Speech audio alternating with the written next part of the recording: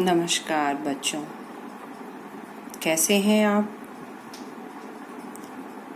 उम्मीद करती हूँ कि आप सब अपने घरों में सुरक्षित होंगे।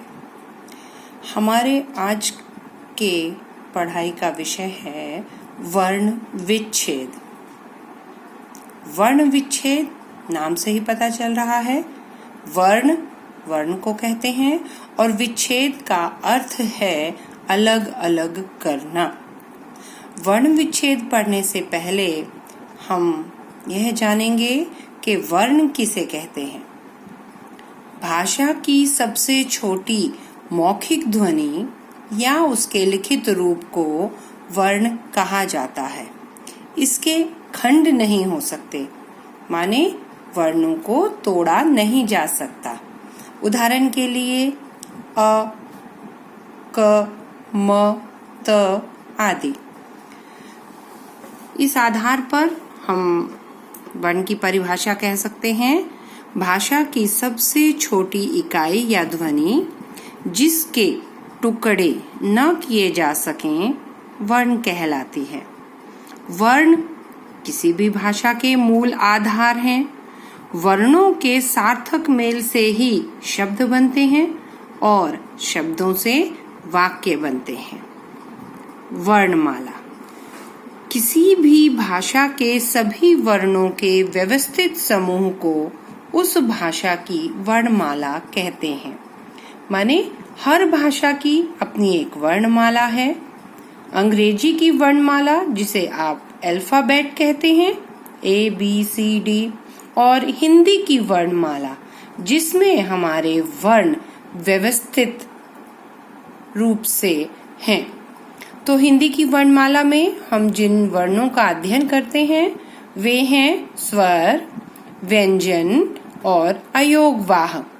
मुख्य रूप से तो वर्णों के दो ही भेद होते हैं, एक स्वर और दूसरा व्यंजन। अब हम पढ़ेंगे स्वर क्या होता है।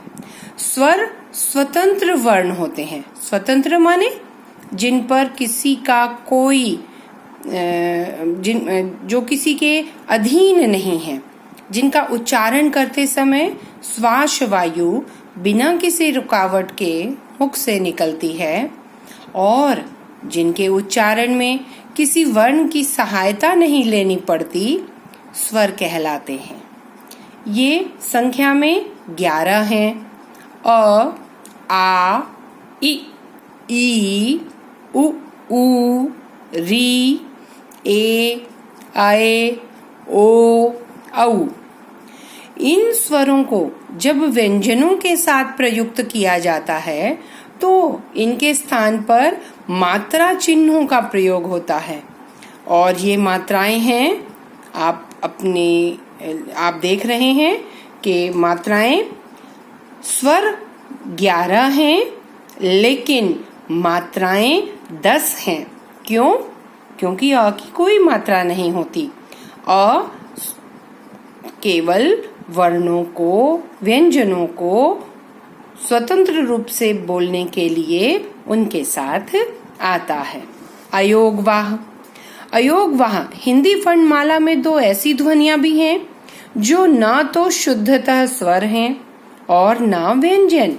ये स्वर और व्यंजन के योग से बनी हैं। ये ध्वनियां हैं अंग तथा अह।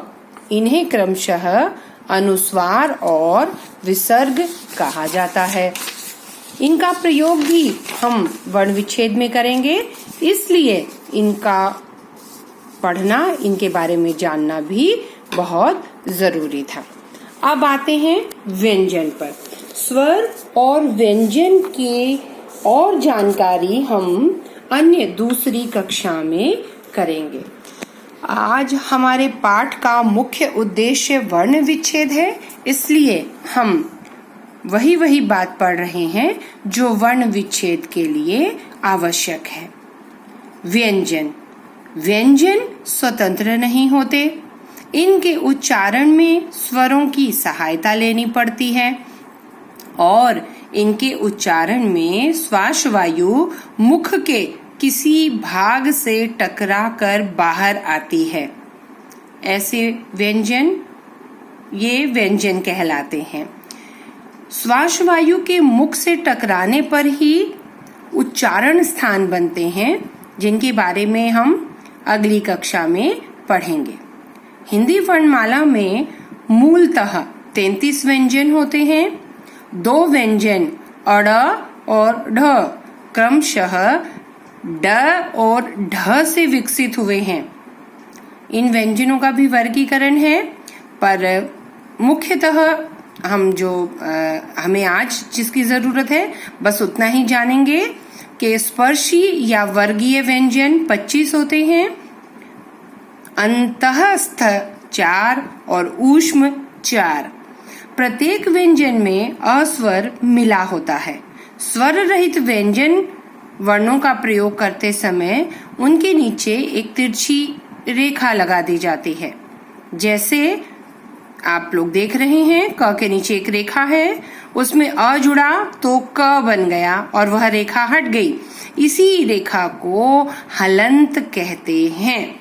जब हमें आधा अक्षर लिखना होता है तो उसके नीचे हलंत लगा देते हैं।